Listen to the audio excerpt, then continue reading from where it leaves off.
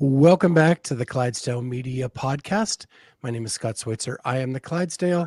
She is Amy Radowski, and we have our special friend and multiple-time visitor to the show, Carolyne Prevost. And we joke around, Carolyne, that I think now you've logged more minutes on the show than our co-host, Charlie. That's accurate. That's good. That's good. I mean, for me, not for Charlie. Well, first things first, this isn't even in my notes, but you leaned back and I saw you're wearing a tier shirt. Oh, yes. Tier shirt. Is that something new? Since basically before the games. I think a lot of us were in contact with tier there. So I've just continued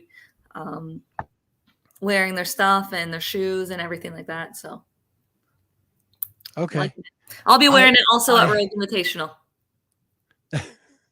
There you go. I have not had a chance to try the shoes. How are they? They're great. They're very easy to break in. I've worn Reebok my entire career. Love Reebok. I have nothing bad to say about Reebok. They're wide like Reebok, so that I like. I think the Reebok ones went a little bit higher on the Achilles than the trainers for tier. But very, very easy to break in. It's pretty hard in terms of lifting. I feel like it's solid. The lifters are wide, which is nice. I can actually feel my foot really stretching in the shoe. The heel is lower than the Reebok ones I've worn before, but super stable. The runners were super comfortable. My feet normally overheat when I do running, especially long distance and stuff like that. And I felt like they were good temperature when I was running, and there's some good support. So no, really all three shoes, especially for their first prototype too. I was really surprised to see how good all three of the shoes were. Because I wasn't sure. I was I was very nervous about switching over to them prior to the games because I had worn Reebok my entire career and I love Reebok. But I thought that the shoes were very easy to break in, and I've been wearing them ever since and like them. I like to hear that. Oh, go ahead, Scott. I can't comment on Nike or anything else. I've only worn Reebok. Every edition of Reebok, I have them. Yeah, I can comment on Nike. They're way too narrow, but other than that, I'm a Reebok guy. That's what I've worn since I started in 2011.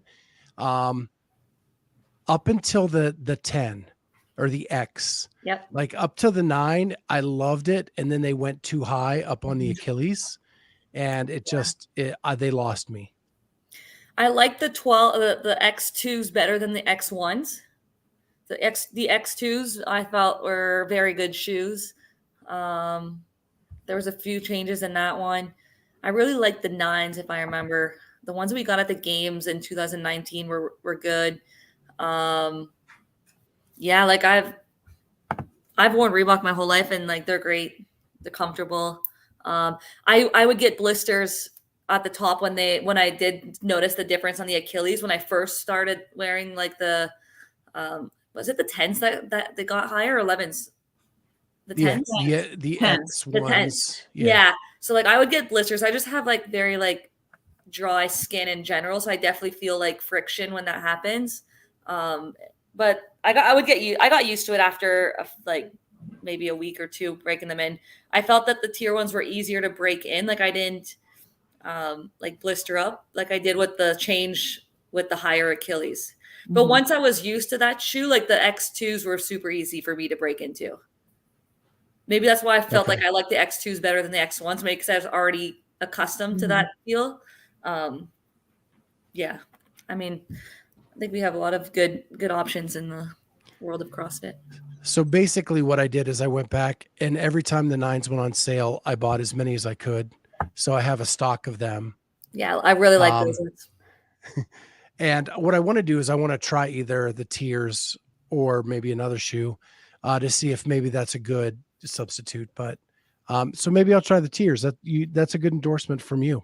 Yeah, they come out in November. You can pre-order still right now, and then I think you can start getting them in November. They'll be at Rogue, so excited. Yeah. Okay. Did you have a question, Amy? I'm sorry. I just was going to say, I'm excited to hear that they have a wider base on the lifter because, so that you can really, spread your toes out pretty well. So you have that wide. Yeah, you can really feel like when you catch, let's say like a snatch or something, you can definitely feel your foot kind of spreading. And like my foot's like pretty wide, especially like for a female foot. Like I have wide foot and it's just comfortable. Yeah, nice. The narrow feminine foot. Yeah. I wasn't stuck in heels my whole life and just squished. Yeah. I actually found if I can get my toes to spread, like get really loose socks, like my back pain goes down. Interesting. I mean, a good pair of shoes, I feel like helps. Yeah. Just support in general. Totally. So now enough about the shoe world. We had you on during the games, and it was so awesome of you to jump on with us. But we were about midway through. We were still in what you called the Carrie Pierce games. Yep. That changed dramatically on the weekend. So just overall, like, how was this year's experience at the games? I thought it was a really good experience. For the athletes, I think that I was very stressed the last 2 years that I had been at the games. I had, just the cut system was just hard for the athletes. Like I don't consider myself like a shoe in top 10. So like I'm looking at the cuts when they announced that and like, okay, like where can I make my move? And like in 2019, they were cutting after every single workout. So like you couldn't enjoy a single event and be like, oh, this is nice. I'm at the CrossFit Games. Like, no, like every event you had to perform, and every event it was worth more and more points as the field was coming down. In 2020, that went online. So like that one, I had a spot at the games and then lost it. Once they got rid of all the national champions and stuff, I lost my open spot. In 2021, they cut the top 20 and we only got to go until Saturday morning, like one event on Saturday. So we didn't I felt like I still haven't gotten like that full games experience of like the full weekend. So to get to the finish line and finish on the Sunday was just like a big win for me, just to complete the weekend. So like I felt like I had like a much better experience. And even for the ones that got cut, I was happy that they were at least able to go at least till Saturday night, because I know what it's like to get cut, and it sucks. Like you don't go to the games wanting to get cut or thinking that you're going to get cut, but it does happen. And I was happy that they at least pushed it to 30 athletes, and they got to do to Saturday night and got to experience more events than in the past before the cuts. Yeah, I mean, you have to work so hard to get there, and so you just want to see it through for as much as you can and take in as much experience.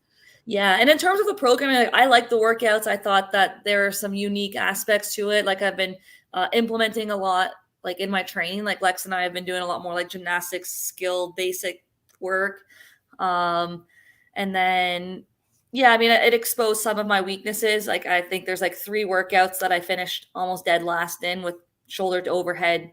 It's mostly mobility, strength issues, shoulder overhead. So like the heavy jerk after the run, the echo press, the handstand push-up press, and then the double kettlebell. Like the clean is fine. It's getting it like in this position when it's heavy. Like I feel like, ugh. Like I feel like I get like a U, and everyone else has like this like hyper extended elbows, nice and locked out, and I'm like struggle to get into that position. So I definitely get exposed when it's a heavy load overhead, and those 3 workouts were strictly determined on your mobility overhead and strength. So I didn't do very well on those, but on all the other ones I was pretty happy with. So I thought it was fun. Well, you're the perfect substitute for Charlie on the show because he has that U as well. His shoulder mobility is god awful. So there you go. I'm working on it. You can fill in for him anytime. We're not saying yours is god awful. We're not. Yeah, what are you saying, Scott? Yeah, that was a burn on Carolyne. We're not saying that. I think like being in this position, basically my whole life, like in hockey, Yeah. Like you're just hunched over like this and like skating. So like I find a lot of the hockey players, like we never worked on overhead mobility. Like we never worked on any snatching. It was deadlift, front squats, back squats, jumping, some bench press or like champs, but you're not really doing anything above like that. I feel like it's getting better. Yeah. Look at that. So it's definitely a struggle, but I just kind of try to work around it. So the programming was very different this year, and there were a lot of new elements. What did that help you learn about yourself other than something you already kind of knew that overhead mobility was an issue? Because you begged on our show that that we do deadlifts instead of overhead for the lifts and things like that. But what did you learn about yourself this year? I mean, I feel like you just like you learn to just adapt to the test. Like you didn't like I used to work on a lot of those gymnastics things that got implemented when I first joined CrossFit. When I first did my like pegboard, I didn't use my feet against the wall. I have videos of me doing pegboards in 2014, 15 when I first started, and I wasn't putting the feet on the wall. I wasn't going all the way up. I was only practicing like halfway or maybe 2 pegs. But and then even like the dips, like I used to do box dips and stuff like that. I would do some pirouette stuff with the handstands, and I used to do parallel holds, handstands, and L sits, and I got away from that. So I think that I just learned that my body still remembers some of the things that I did many, many years ago. And even in my gymnastics days when I was very, very young, I have some gymnastics background. So I think that my body was able to adapt better than I thought. But moving forward, I think that I'll be going back to more basic, strict work. And you're just never, I mean, I was super excited about the single unders, guys. Yeah. You guys have no idea. I have been waiting. You look like a boxer out there. I have been waiting for single unders in a competition for years. For anyone that knows my struggle with double unders, I was like, oh my God, this is it. We get single unders? Really? I was like, all right. Yeah, I mean, I just think that everyone could learn to go back to the basics, and because we keep wanting to skip steps. So I think that Adrian kind of brought us all back to the basics of CrossFit and gymnastics. I think that was the highlight for me this year is when I first started CrossFit in 2011, our box was so tiny that any chance we had to get outside, like we took the barbells out in the parking lot, we took the sleds out there, we did a lot of farmers carries and a lot of stuff where you moved all the equipment outside, did your thing, and then had to move it all back inside. And I think that was his message to the CrossFit world at large. Get outside the box, have fun again. Yeah, like even in just like programming, like lately, I just feel like, so like Alexis and I like program for like ourselves a lot. Like we do like raw endurance from Rob Carson, who does all of our conditioning work, and then Cal Strength for the Olympic lifts. Like Lex will put some of those together and everything. And then we kind of bounce ideas off each other for like our Metcons and accessory work and everything. And it's just been nice to get more creative and thinking outside the box, like you said, in terms of programming and just having fun again in training. Like, I feel like we were doing great things, but you know, there's so much more that you can do in terms of fitness. Yeah. Yeah. I had a ball watch. As a spectator, it was so much fun to watch. So just a couple things from the games before we kind of move on. And one is, I love that they didn't cut until after Saturday night because everybody got to experience what the Coliseum is like when it's rocking. Yeah. Yeah. And like, it was loud. So cool. Like, I mean, obviously you want to still be in the event and not watching and being a spectator, watching your competitors. But like that sandbag event was really, really cool. Like we had no idea what we were going to be able to do. Like I remember when Boz announced the weights, I was like, who tested these workouts? Like there is no way I'm lifting even 200 pounds. Like, there's no way. I'm like, which females and male tested these workouts? There's no way. Because the most I'd ever done was 150. Yeah. Like, I remember looking at the 200 and the 250 at my gym and being like, yeah, okay, like I'm not picking that up. And I've never even attempted them. And then you're like in the back trying to figure out the technique and everything to do them. Like, in hindsight, I didn't use a good technique for it. I did it the way that the strongman guy showed us. Like, you had the bag, but I mean, basically the way that Medeiros did it.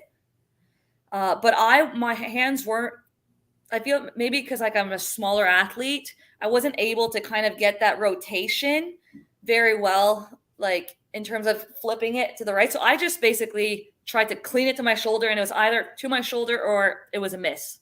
Like, I didn't struggle with the sandbag at all. Like, some of the girls like were fighting it and shifting it up or had it vertical. Yeah, like inch. Like, my technique sucked for it. And I just hit a wall, and then it was like, oh, I didn't get to the shoulder. I tried it again. Nope. And it was like done. And like when you go back and you look at some of the other ones and how hard it was on their central nervous system, I was like, oh, I didn't feel that at all. Like, I did not do the same event as they did. But it was so neat to watch. And you watch like Jacqueline versus Danny Spiegel, and it was like just so cool to see two different bodies able to do like those max loads like that. Just really cool to see some of the athletes that adapted very, very well. I just wasn't willing to switch my sandbag to the other way because I didn't practice it in the warm up. So I was like, oh, that's not what I practiced. So I'm just going to keep going with what I did. But yeah, the Saturday night, the fans were so loud. I still remember the last event on the rower. Like, you get like that minute countdown. I just remember like looking at like across like at all the fans as like the lights were like on the spectators, and I was like almost like emotional, like about to like cry. I was like, come on, like keep it together. Like, I was like, this is just so cool. Like, you're out here on the floor rowing, there's thousands of people cheering. I'm like, this is cool. Because like, you just don't know like how often you're gonna get that chance again. Sure. Like, it's harder and harder every year. You're getting older and older. Like, it depends on the workouts for most of the people. Like, it depends on the workouts at semifinals to qualify you there and stuff. So, you know, I just kind of took it in on that last event and just like was looking around before the event started.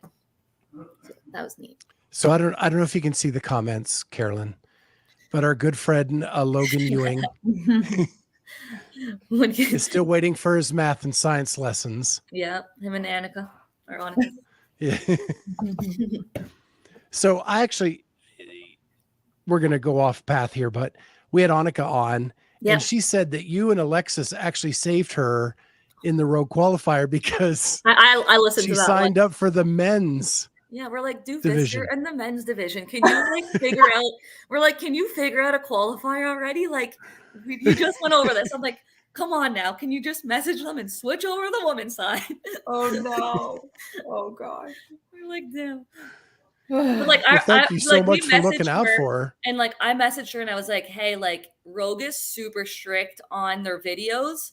I've had it done to me on a Rogue challenge before. I do every one of the Rogue challenges. Mm-hmm. And there was one last year where I would have won 2,500 and I lost because my scale didn't work. And I was using all Rogue plates. And I was like, I've tried filming and I was like, oh, well, I mean, it's just not working. Like, you can literally see me 10 minutes on the video figuring out the scale that just wasn't like, no numbers were popping up. And I'm like, well, okay, well, I'm using Rogue this. So I figured I was good. And it was like, nope. It was like, so I told Annika and I was like, make sure you're on film the whole time. You're filming the weights. Don't leave frame. Don't leave the weights from the frame. I was like, you got to follow the rules. I was like, Rogue does not mess around with the online stuff. So I was happy that, I mean, I'm sure she would have read the rules anyways with her coach. Yeah. And, but it was like, yeah. She needs to hire somebody to enter all of her information because she seems to do okay with the workout part of it. It's the entering it into the system part that she needs help with. And then she should hire somebody to monitor that person. Just for double checking, you know? Yep. So you made the final cut, which was awesome because you got to do the workout hat trick. If anybody should be doing hat trick, it should be Carolyne. I know when the name came out, I was like, oh, this is cool. Like little hockey And in name. Wisconsin. I mean, Yeah, and in Wisconsin. Yeah. No, my legs were dead for that event. Yeah, I like on paper I thought that was gonna, I mean, I did okay. Like I did okay for that event. But yeah, that was cool. I mean, I was beside Ellie Turner, who was freaking flying on her thrusters or on her wall balls. But yeah, that was a cool event. Just different. Like I was in the same lane as Tia. I just was like waiting, and then Tia would just like high five me, go on. I was like, oh, this is cool. So, this year you're pretty much one of the vets now, right? You've been around a few years, and I noticed when we were there watching you talk with athletes either on the floor or coming off the floor. Did you feel like there was a responsibility to talk to some of the younger athletes while you were there, or were you just having fun? I mean, there's definitely. I mean, you're there to compete, and like we're all going through the same stuff. Like, there's definitely friends that you like are closer to when you compete. But I met like, let's say like Freya at the semifinals, and she was super sweet, and I was trying to talk to her a lot and just teach her some of the things that I learned throughout the years, like in terms of like hydration, and just being out in the sun a lot, because that's something that I struggle with when I compete outdoors is the heat.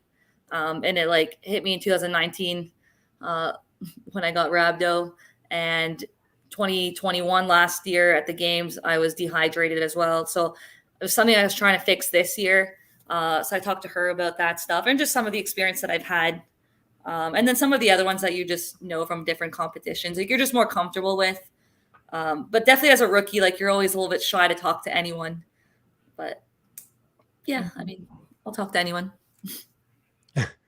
We've talked to two kinds of athletes that they say backstage, either you're in one of two groups, especially on the women's side, that is either you are having a good time and joking around because you need that to kind of breathe between events. And then there's another group that sits and they're very focused and in their own kind of head about what's coming up. Which group do you fall into? I don't know. I'm coming in like in the middle, I guess. Like I don't really have any like anything that like throws me off too much. If like I don't even think I even brought headphones for music or anything like that. Like I wasn't that I guess focused in terms of like getting everything out of like that's like away from me. I'd say both. Like I don't mind if someone wants to have a conversation, like I just have a conversation. It doesn't really affect me. Mostly like when you get to the corral part, I think that's when you're like a little bit more like tense and serious. But even then, like again, if someone wants to have a conversation, like I'm always down to talk. And then when the WOD starts, then obviously yeah, don't talk to me when we're working. Then we're good to go. But other than that, like I don't know. I just think playing a lot of team sports, like growing up, you're just always chatting with people before games, during games, and stuff. So that's nothing new. How long after the games did you have until school started? So the games ended early August, and I think school started September 6th, but I had to be back for a PD day, for a few PD days prior. So like August 31st, I think. Okay. So you had some time that you had about a month. Yeah. You still had some summer left. Okay. Yeah. Good. What does training look like in that month? Well, originally I would have taken more time off. I would have taken about like 2 to 3 weeks off. I mean, Alexis wants me to get back into training with her. So I took a little bit less time so that we could just train together because we have fun training together. But honestly, I was going to prepare for the Rogue online qualifier. So that was my number one thing was, okay, what's the next thing that I want to do next year? It's the Rogue Invitational. So I knew that the Rogue was the end of August. So I didn't really take much of an off season. I took 1 week off and then got prepared to do the Rogue online qualifier. And then I had signed up like literally as soon as the Rogue qualifier like you could register. I registered, and then literally, I think it was like the day before it started, I got an email invite. So after that, I was like, oh wow, like I don't need to do the workouts. Okay, and I was like, so then I didn't end up doing it, but yeah, I mean, I just do everything of Rogue. Like, I think that's where they like would know me a little bit more from, because I do all of their challenges. They just came out with one today, the 1,000-pound challenge. So I just do them all. I like Rogue. Well, it's right here. 1,000-pound challenge. Yeah, so they're doing a challenge up until December. They to try to lift for males 1,000 pounds, females it's 750, and you have to do a 1 rep max bench, 1 rep max deadlift, and back squat. Or back squat first, then deadlift. You have an hour to do your 1 rep of each, and then you get a t-shirt. But yeah. Dang it. Are you If close I to was the numbers? healthy, if I was healthy, I could get that. So it's just like a little challenge that they threw out. Yeah, like last year at the Rogue, I did the Rogue reps or deadlift reps. I don't know if they're doing that again there, but I figured that was possibly one of the reasons that I was getting an invite, was probably because they want me to do both there. But we'll see. Well, you've won that. You and Austin win that pretty much anytime they hold it. And then you also, in 2020, you finished like 6th, right? Yep. Yeah, that was the online version. So they sent a judge, they sent us gear. Some of the gear that I have here is from the Rogue Invitational in 2020. Yeah, that one was great. Like, it was online. The workouts were really good, except for the double under workout for me. Like, everything else was like up my alley for workouts. I did really well that year. I was happy with that. That was probably one of the best executed weekends I've ever had in terms of like my execution on workouts. Like, everything. Yeah, was I think that was the really last high-end competition I judged. That was fun. Because I was Saxon's judge. Did you get a GoPro and everything? I did. Yeah, it was awesome.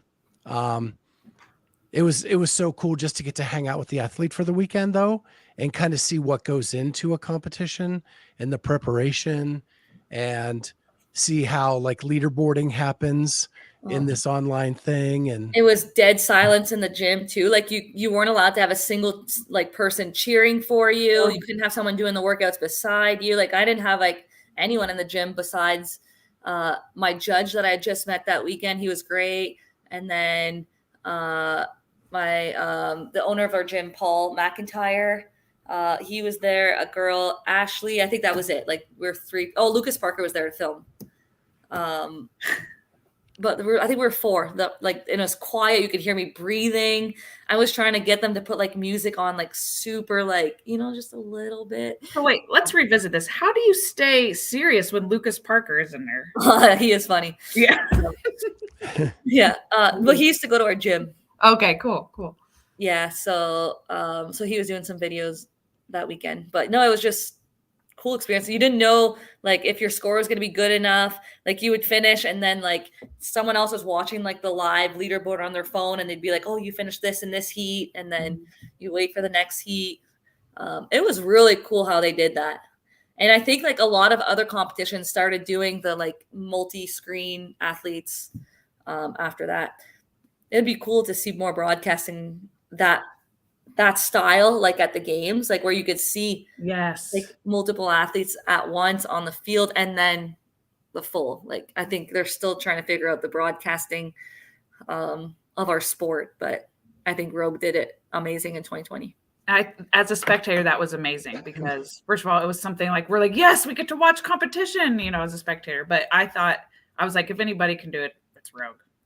Literally, like, they're the best. Did you guys see what Bill Henniger posted on his Instagram, like literally right before I think we got on here? No, not yet. What is at Rogue? Hold on, let me. I don't know if you guys could see this. Oh, like a rope? So I think I can share my screen and pull it up. It's on, There's So a it's sled. Bill Henniger's account. Yeah, there's a sled that goes up. So I don't know if we're like pulling a rope or something. Like they just create like anything. Like they had the hill last year. When he first put a picture, sorry, I thought it was going to be just like a continuous hill. Like there was just going to be some sort of like like right, going uphill, and like a Jacob's ladder kind of hill kind of thing. Yeah, like I was thinking maybe something like that. I was like, oh, they didn't like their hill last year; it wasn't good enough, so they're just going to have us go continuous or something. But yeah, it's some sort of like rope pulling, and then you can see the sled, and it makes like a cool noise, like that, like roller coaster, rogue coaster. That's cool. Okay, I can share. Let's see it. It's like his latest one. Like they just create everything. Like their creativity is unreal. Yeah, like what is that? My gosh. Can you put the volume on too? You can hear the like clank. Wait for the sled. Oh my god. Like how cool is it? They're pulling it down there. Yeah, you can see it, yeah.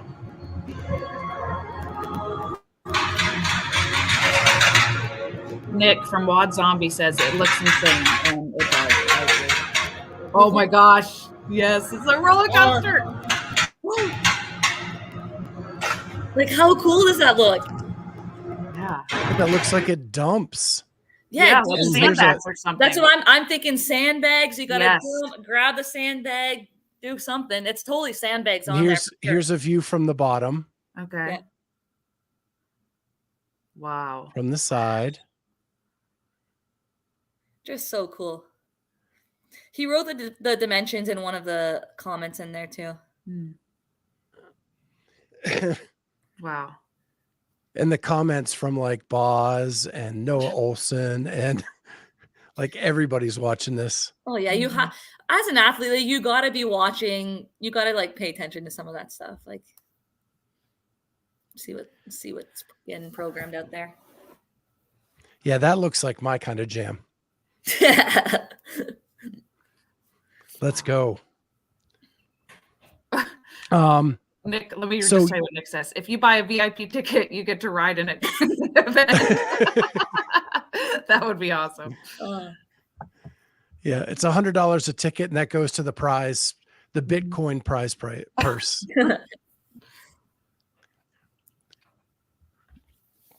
So you were there last year. It's insane. And I was a volunteer on the media team last year for Rogue because I was just trying to learn how they do stuff. So I got to sit in the third base dugout like the whole weekend. And it was so cool seeing that up close. You say you do everything Rogue. They treat their athletes so well. Is that why you're going? You're getting the travel stipend. You're getting a place to stay. They're going to treat you. You know how it is. They're going to treat you awesome. It's the number one comp that, I mean, outside of the CrossFit Games, that even then, like, Rogue just does it so well.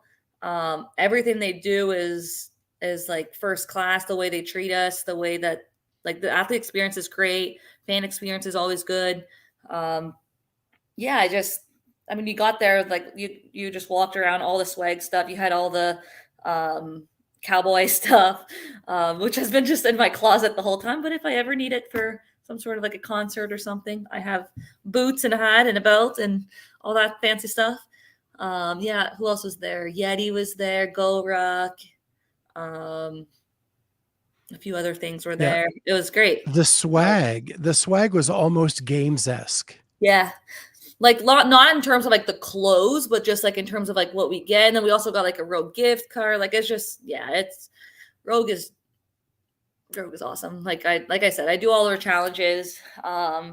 It's also neat to do some of the challenges because you get to compete against like athletes that you don't normally compete against. Like I'll compete against some people that do like strongman stuff and powerlifting. And yeah, I just think it's nice to do different challenges and put yourself outside the box. Like I don't really care to like lose a challenge or anything like that. Like I don't take it personally. I just, challenges up. I try to do my best. I might try to redo it and then post it. Like I'm surprised. I'm surprised not more athletes do them, but I mean, maybe they don't want it to get in the way of their training, which I can understand. But most of them aren't too bad, except for that 50 cal for time was not fun. Yeah, I've thought about doing that as I'm getting healthier, like what that would be like, and I probably will at some point, just to see. But yeah. Because most of my rehab has been on a bike, and I think I'm getting stronger and stronger there. So that'd be fun to see. But congratulations so far too on your journey. Alexis and I watch all your recap stuff with Cheryl. So well, thank you. I appreciate that so much. And it's just awesome that I'm pain free. That's the key. My back is so good right now. This year I go to Christie's gym. They programmed like a games workout a day for a week and a half. So we got to do a lot of the games workouts. And that was fun. That's the first time I'd ever done that. That's cool. Yeah. When I was in Sarnia in my hometown, they did kind of a version of the Capitol it was a partner workout. And I worked out with my sister. She just started CrossFit, my twin sister. It was not fun. I just was like, oh my God, why am I carrying this 150 again? Yeah. So, gosh, there's so much I want to ask you. Okay. So you did it with your twin sister. Did you have a Husafell stone to carry? So the one I did, that one I went with a guy, but I was doing some classes with my sister also. Okay. But it was a regular sandbag, which I think is harder for a carry because like the length is just, or like the width or whatever is just like harder to grab and walk. I actually kind of like the Husafell for like the carries because you can kind of put your arms at a good position and hold on more. But yeah, that was hard up the steps. But the State Street was so cool. This going down State Street up the Capitol was unreal.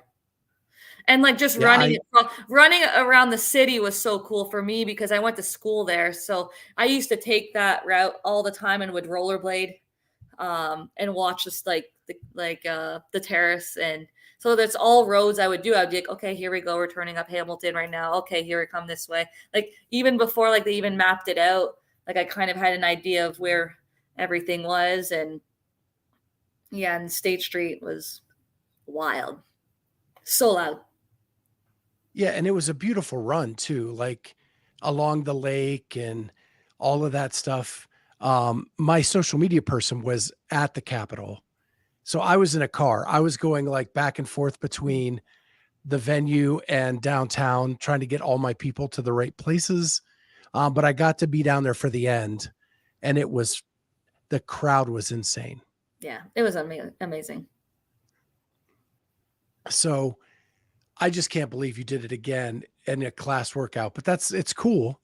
I mean, we didn't do like the tire flip, but it was like almost like a version of it. Like it was like running, carries, like over the shoulder, which is kind of like like it was like a version. It just reminded me because it was the same kind of distance and stuff.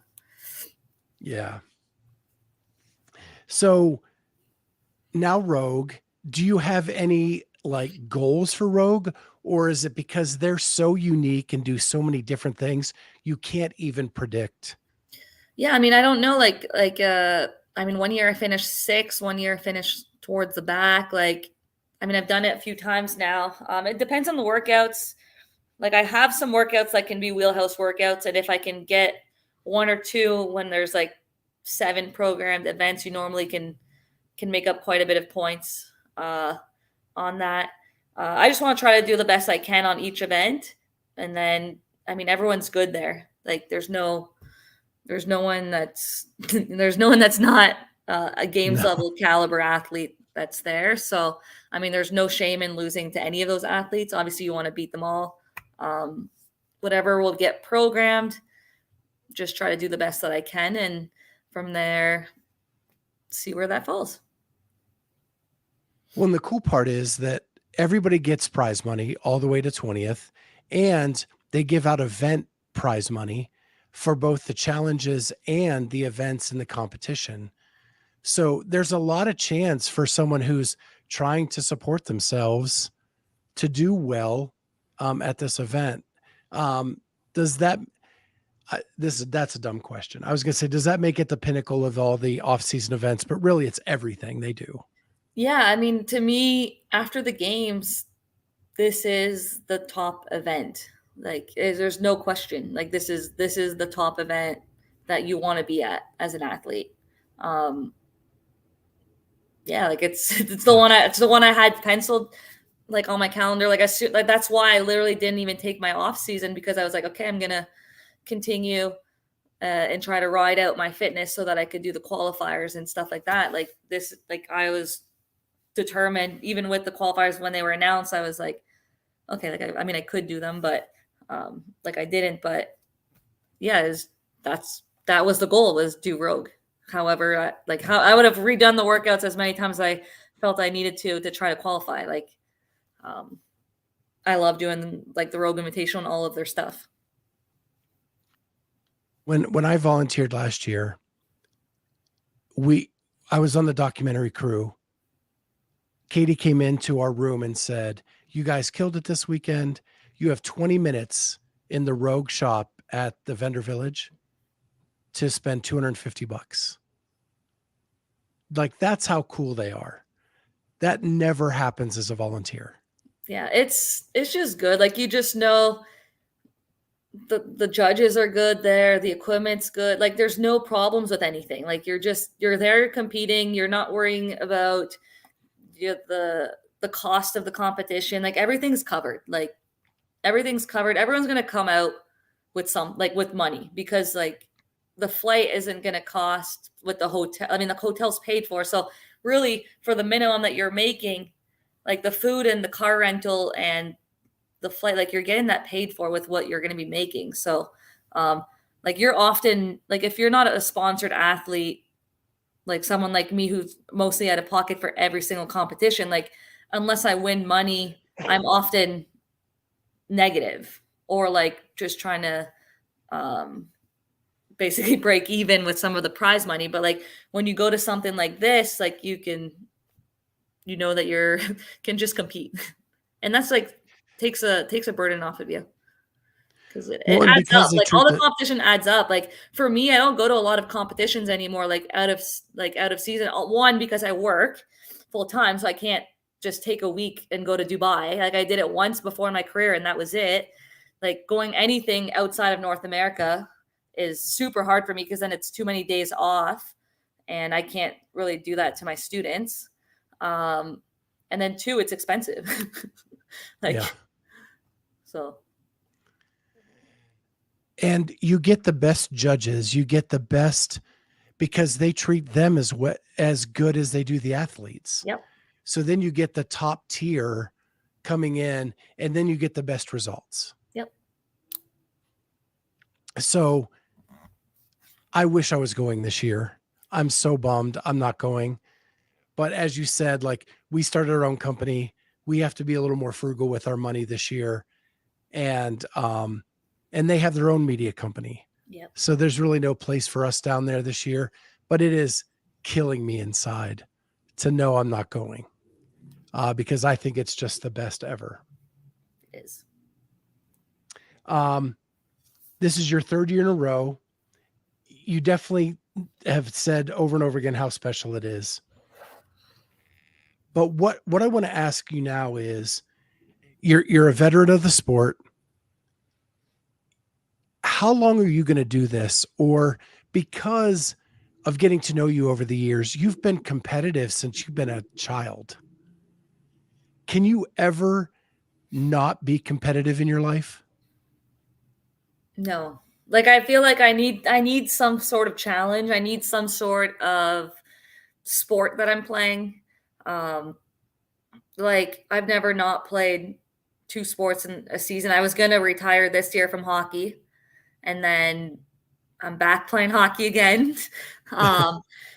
So that'll take That was my next question. But like I just like for me, I love fitness. I love working out. When I'm not working out, I'm lazy, but I love working out and working towards goals. I love competing. I love competing. Like I love competitions. I like meeting people. I like pushing myself to see just how much I can do in different stuff. Like if I'm not qualifying for the games individually, I'm still doing CrossFit. Like that's the best way to stay in shape. That's the best way to be active. But if I'm not doing as many like competitions, I would probably be playing more sports. Like I love sports. I want to be using my fitness outside of the gym. Like whether it's soccer, hockey, going to play like tennis, like anything, like basketball. Although I won't play basketball against Alexis because she smokes me. But yeah, I just like playing sports. Like I think that like we're fit to use it. So just trying to maybe get outdoors, biking or whatever it is important. I think a lot of people forget to be athletes. I mean, yes, they're CrossFit athletes, but I'm saying like athleticism, like in like sports stuff. They forget that last line of play other sports. Yep. In the fitness in 100 words. Yeah, the regular learn and play new sports. So would you ever be interested in team or masters division? Yeah. Or are you just going to ride the open division?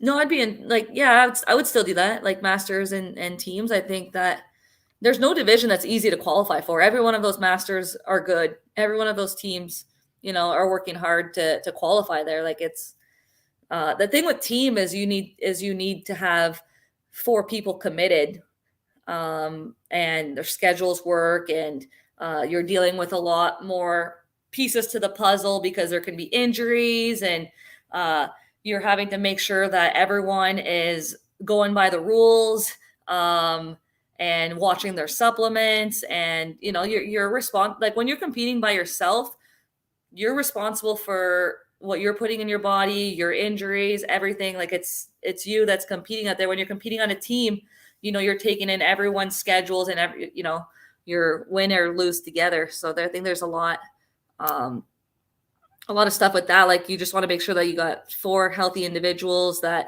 understand what the goal is and to do it the right way. So there's definitely some teams that I've been trying to recruit.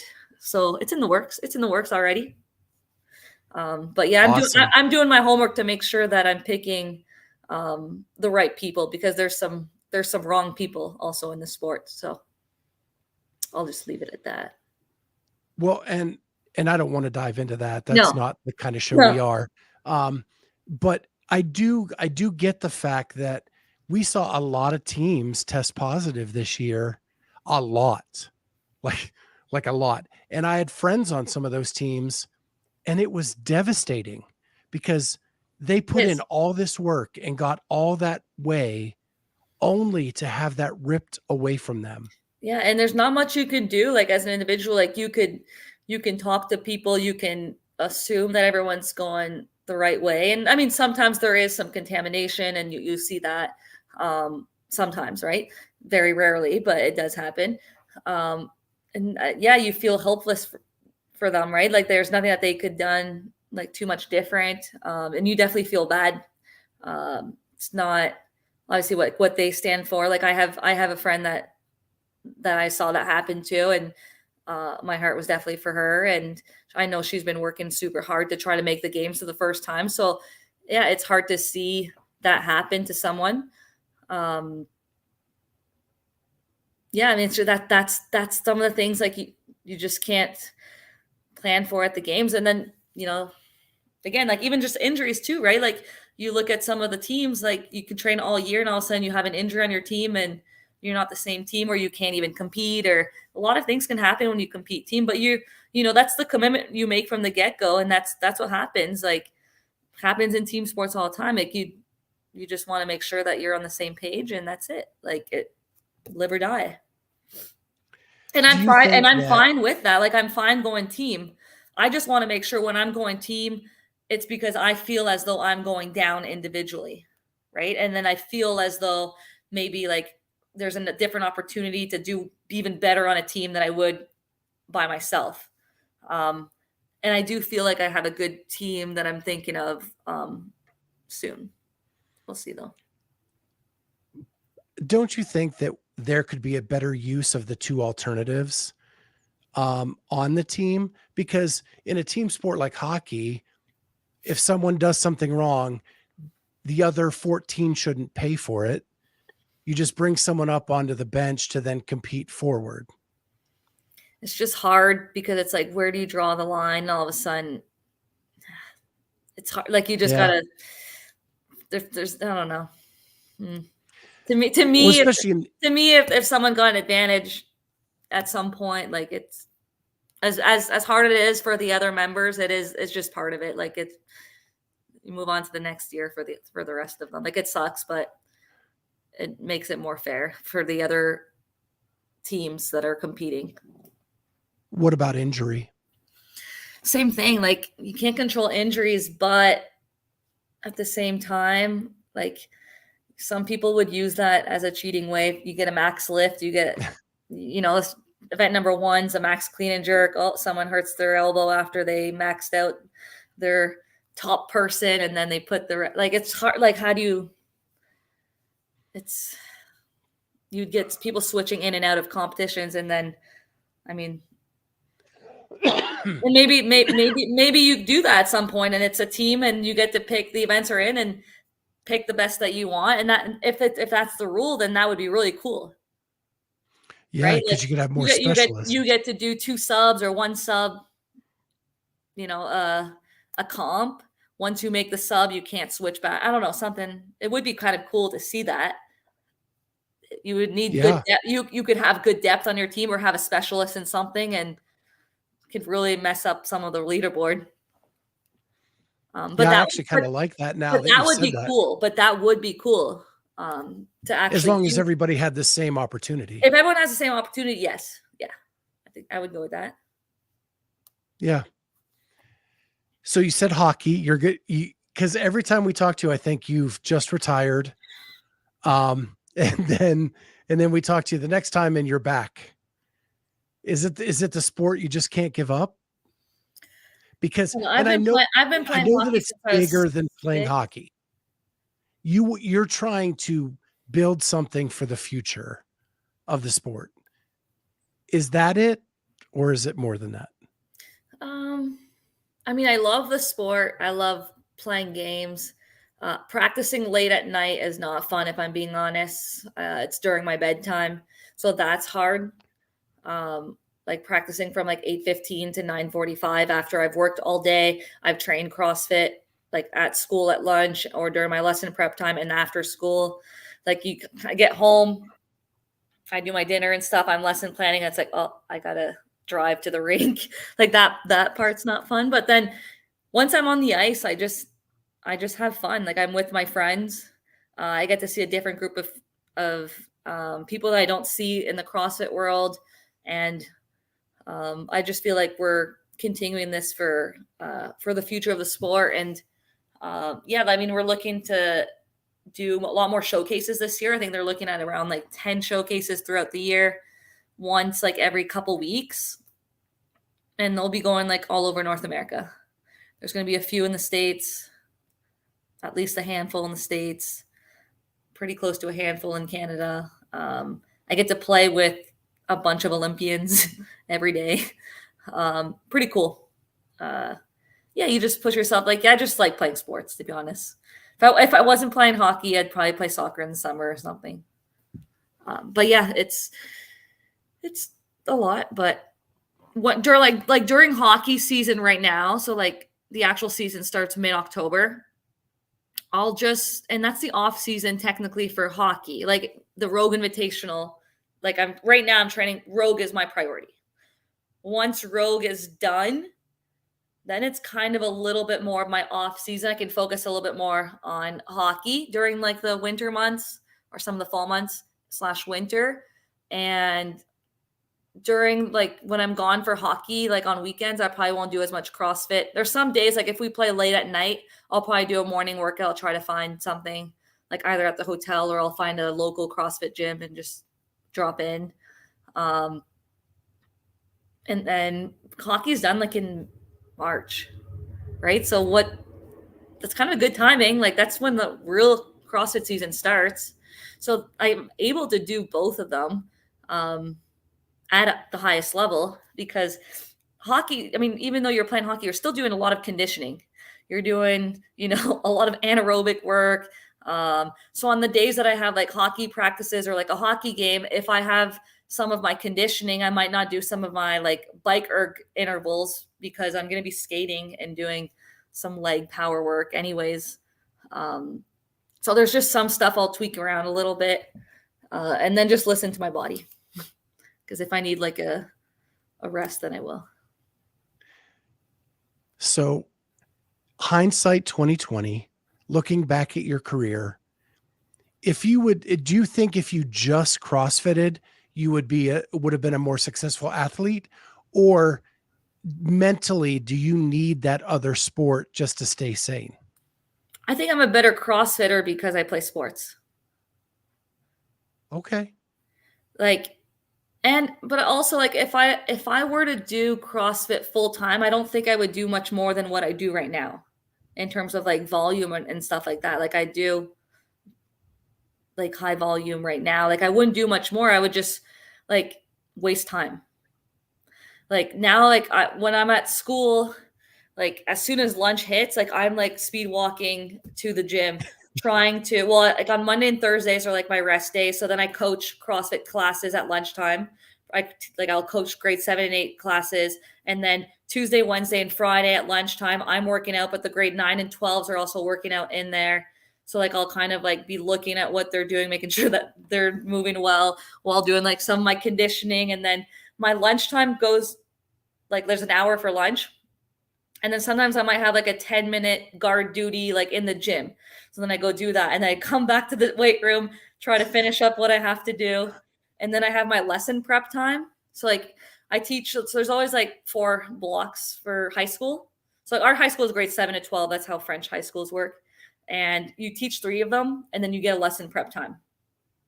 And for me, I would rather lesson prep at night and separate my training sessions into 2. So I'll do lunch into my lesson prep time at school. I'll do session 1 where I'll get my conditioning in and my lifts. And then after school, I'll get the rest of it done, which is like accessory and like my Metcon stuff. And then lesson prep in the middle of that with dinner and corrections and stuff. And then if I have hockey at night, that's later. And then if not, then it's bedtime. Yeah. I sometimes forget that you are Wonder Woman and that you can do all this in a day.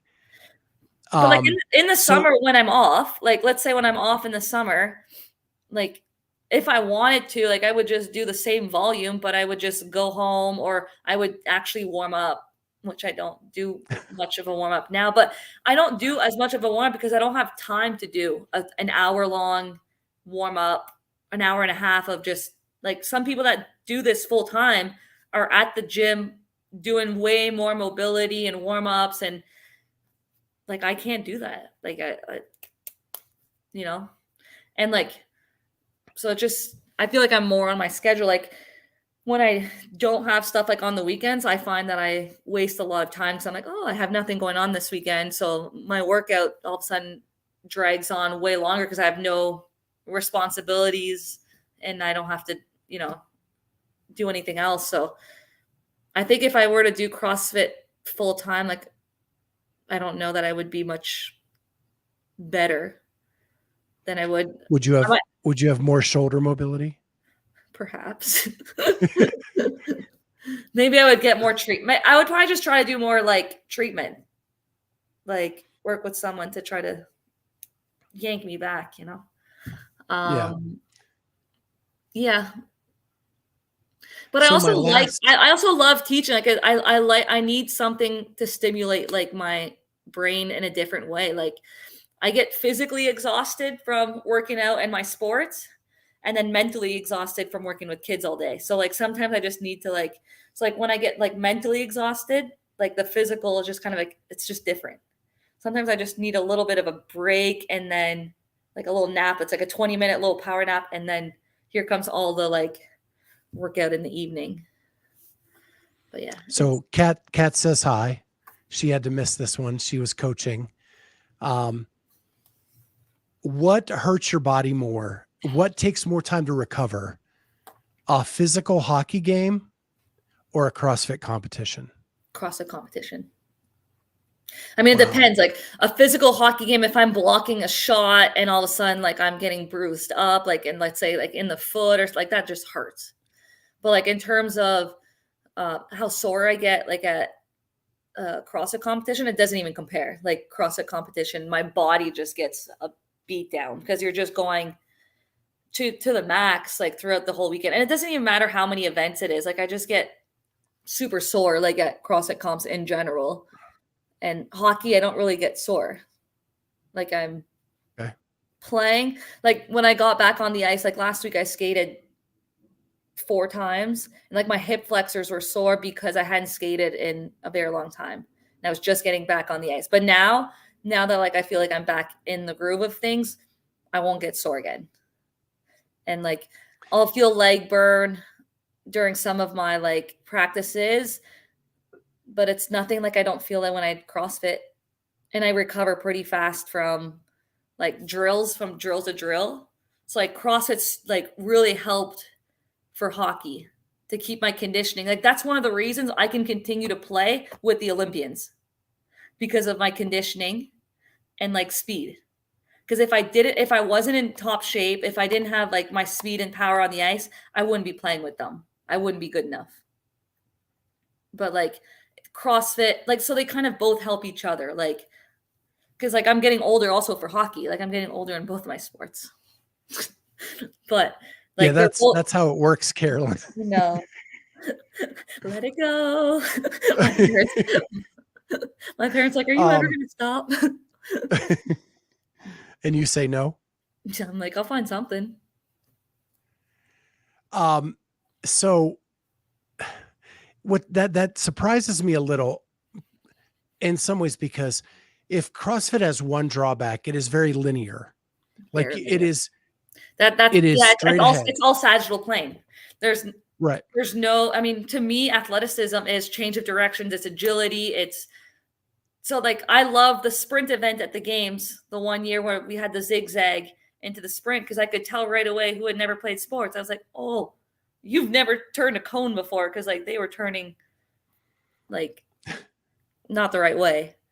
Yeah, that's one thing with very linear, up and down. Yeah, if I go play a basketball game or a flag football game, I am way more sore because my fitness right now is very straight ahead. And if I cut a lot, then my hips and my glutes are just on fire. So that's why I asked that question. But you probably skate a lot when you're playing hockey. Yeah, like I guess I should be more sore maybe in like my groin or like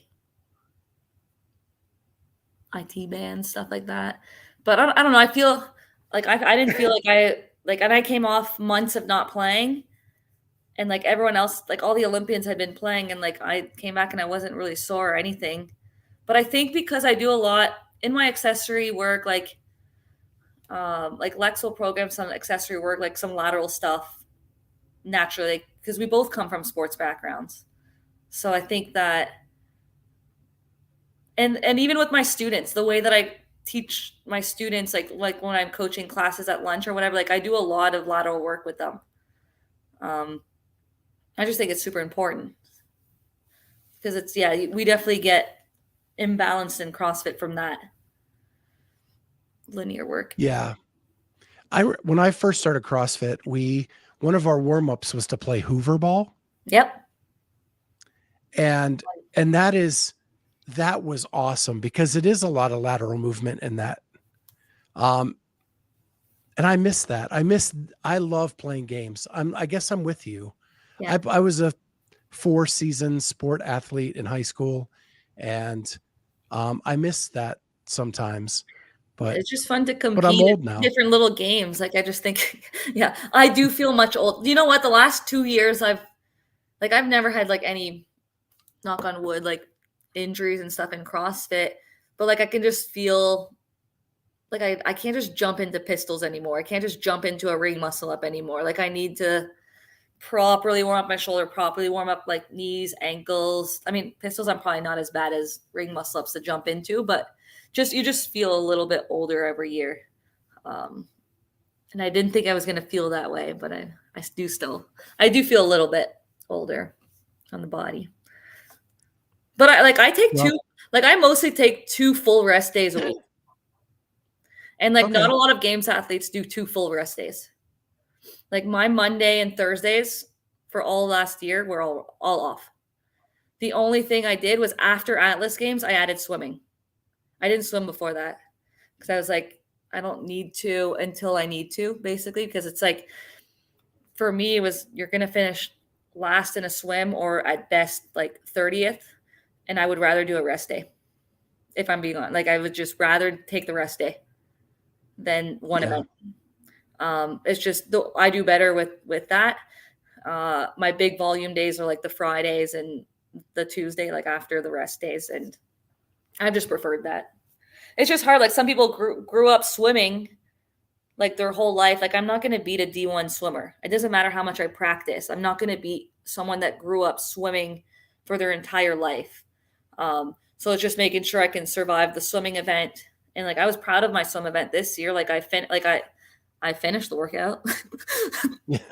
I didn't grow up swimming. Like I literally did not grow up swimming at all. I knew like how to swim with my head above water. I knew how to plug my nose when I would jump in water. And like I played, like I didn't do the swimming sport. So I've come a long way in the last few years, but like I'm proficient now in the water, but I'm not ready to compete against like Amanda Barnhart, Tia, Lucy Campbell, who came out this year, was a great swimmer. Like there's some just really fast swimmers. So just trying to swim. Yeah, to me, the rest day was more important. Makes total sense. Well, Carolyne, I know that you are a busy person, so I want to respect your time. We have went over our cap, but we always love having you on. I'm sure we'll have you on more this off season. We are going to do some live shows during Rogue. Yeah. So I know that you get some big breaks. We may reach out to you to get a little firsthand account of what's going on down there in Austin. Yeah, for sure. Just message me on Instagram and we'll hop on. Awesome. Well, have a great night. Thank you. Good luck in your journey too. Keep going. I look forward to watching the recaps. All right. Thanks, Carolyne. See you, Scott.